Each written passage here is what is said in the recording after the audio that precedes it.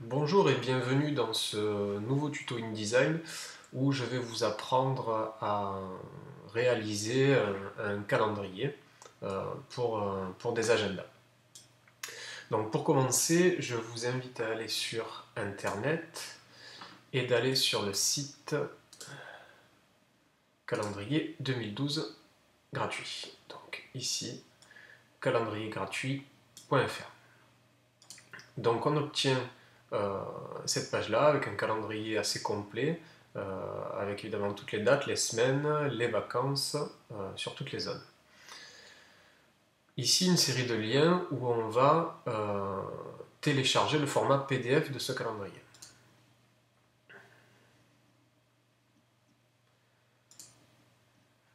J'enregistre sur le bureau.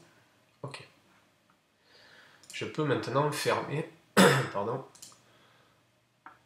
cette feuille internet. Je vais ouvrir dans Aperçu mon calendrier qui est ici complet. Alors je ne vais pas l'ouvrir dans Aperçu parce qu'on ne pourra pas sélectionner tout correctement, mais je vais l'ouvrir avec Acrobat Reader, qui est aussi une application gratuite à télécharger sur le site d'Adobe. De ce fait, on va pouvoir récupérer en copier-coller les colonnes de chaque mois. Maintenant, je vais ouvrir InDesign. Je vais créer un nouveau document. Donc je vais choisir un format 2110. OK. Ensuite, je vous laisse régler vos marges, etc., suivant la mise en page que vous désirez. Très bien. Je retourne donc sur Acrobat pour récupérer donc tout le mois de janvier. Une fois que j'ai tout sélectionné, je fais un simple pomme C pour copier, et dans InDesign, un pomme V pour coller. Je me retrouve donc avec un bloc rempli de texte, déjà bien placé, avec mes jours et tous les saints. Je vais ensuite aller dans Texte, afficher les caractères masqués. Et ensuite, on va transformer ce bloc texte en un tableau. Seulement avant, il va falloir faire une petite manipulation, c'est qu'on va remplacer tous les espaces par des tabulations. Donc, je sélectionne l'ensemble de mon texte. Ensuite, je fais un pomme F pour remplacer, donc je recherche tous les espaces et je les remplace par le symbole de tabulation dans l'ensemble de ma sélection. Et je clique sur tout remplacer. Il me dit qu'il y a donc 73 espaces remplacés par des tabulations. Je clique sur OK. Et enfin sur terminer. Ensuite, au niveau des saints, je vais supprimer toutes les tabulations. Ici, on a le 0,1 qui correspond à la semaine. On va l'enlever puisqu'on va la rajouter tout à l'heure. Donc le 0,3, le 0,4. On va supprimer ici les espaces. Ici aussi. Le 0,5 et la tabulation. Une fois cette manipulation terminée, je vais choisir une typographie. Donc je récupère toute ma sélection en faisant pomme A. Je vais choisir une myriade en 12. Ça ira très bien.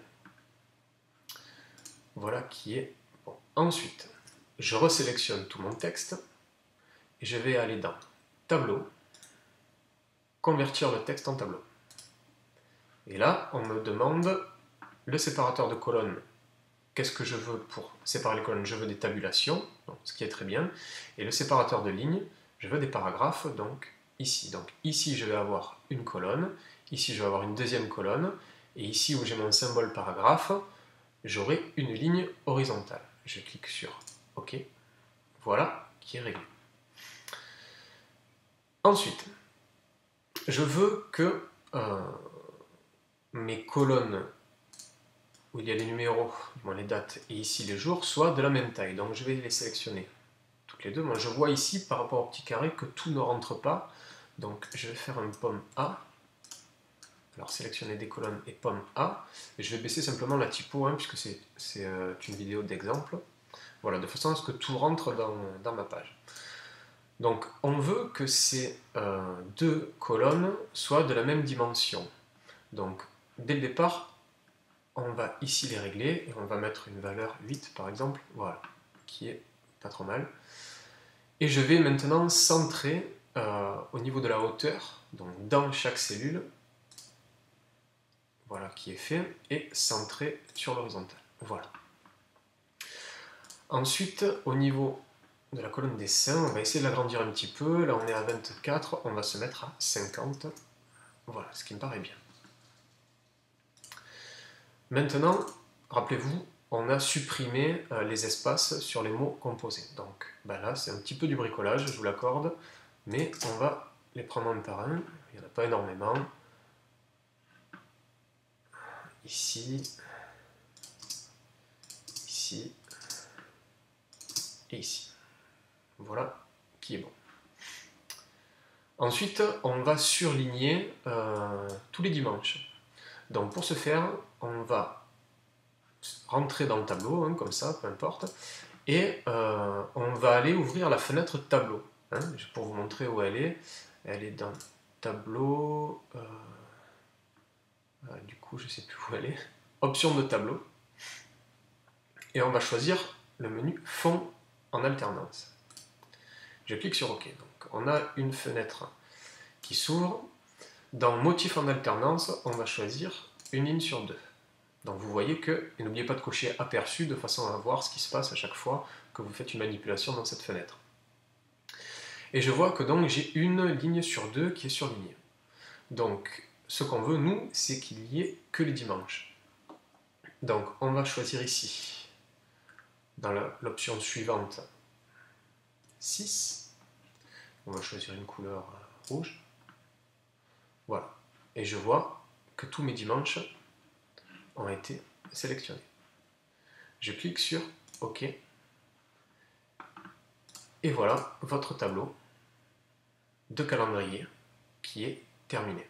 Ensuite, si vous voulez changer évidemment les couleurs, les cases, etc., c'est de la mise en page normale. On va mettre ça en semi-bold italique, etc., etc., etc. À vous après de faire votre mise en page de création. On peut réduire aussi toute l'épaisseur des colonnes, des traits de colonne, 0,5, voilà, qui va bien. On regarde ce que ça donne, voilà, quelque chose de plus fin, d'un petit peu plus propre.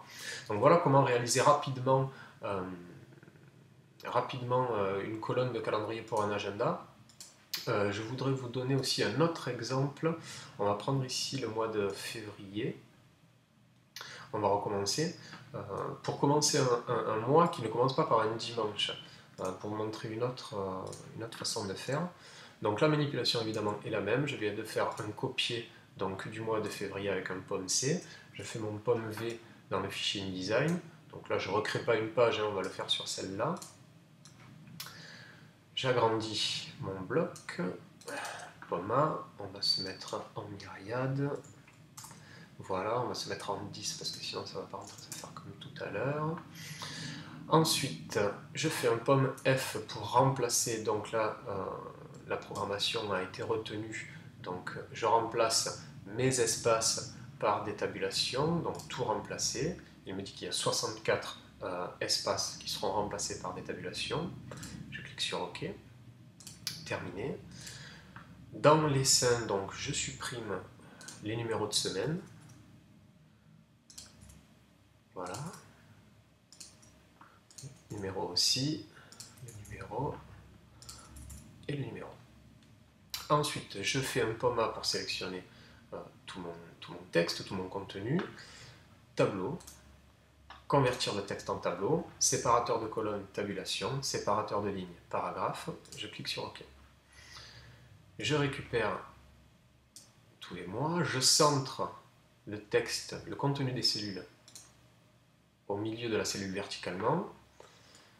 Les dates et les jours, je vais les centrer horizontalement.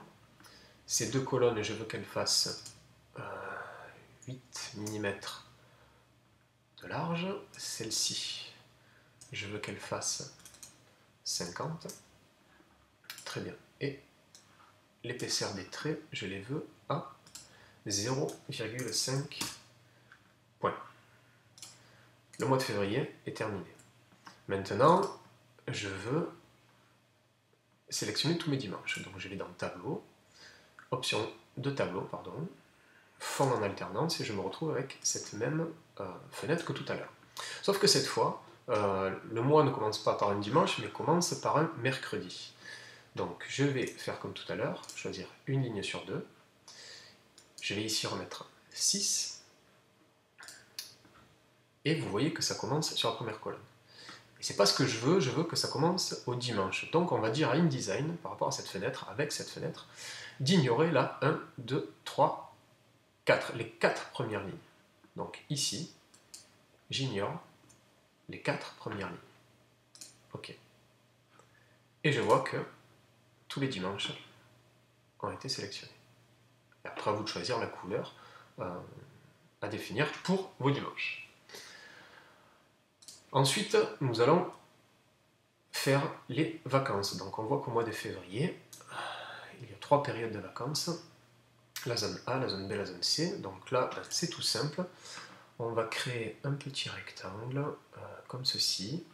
On va choisir une couleur rouge en fond. Et on voit que la zone A commence du 11 au 29. Donc je vais zoomer. Je place ici mon petit rectangle rouge qui démarre du 11. Donc on n'oubliera pas évidemment de rajouter les espaces qu'on a enlevés tout à l'heure. Et je descends jusqu'au 26. Voilà qui est fait. Ensuite, je vois que la zone B commence du 25 au 29. Donc en appuyant sur Alt, je duplique ma colonne. Je choisis du bleu. On va la décaler encore un petit peu, voilà, pour laisser des espaces. On a dit qu'elle démarrait donc du 25 ici jusqu'à la fin du mois.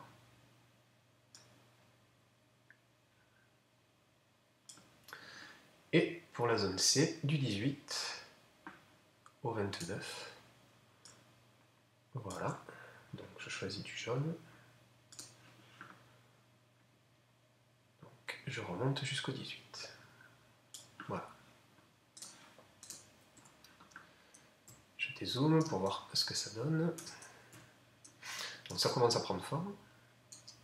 Ensuite, on va rajouter les semaines. Ben, tout simplement, les semaines, on va créer un bloc. Donc là, on va commencer avec la semaine 06. On va choisir une typo un peu sympa. Voilà. On va